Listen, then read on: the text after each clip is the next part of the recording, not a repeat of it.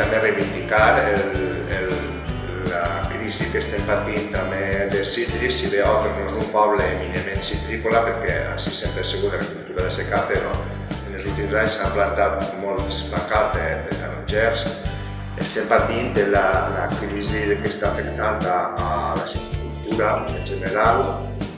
perquè s'estan perdent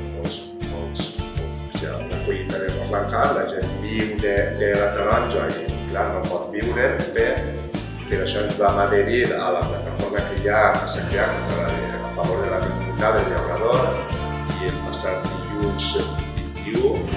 vora 100 persones, un poble de 450 habitants, es van manifestar per a buscar solucions a aquest problema que de manera tan greu ens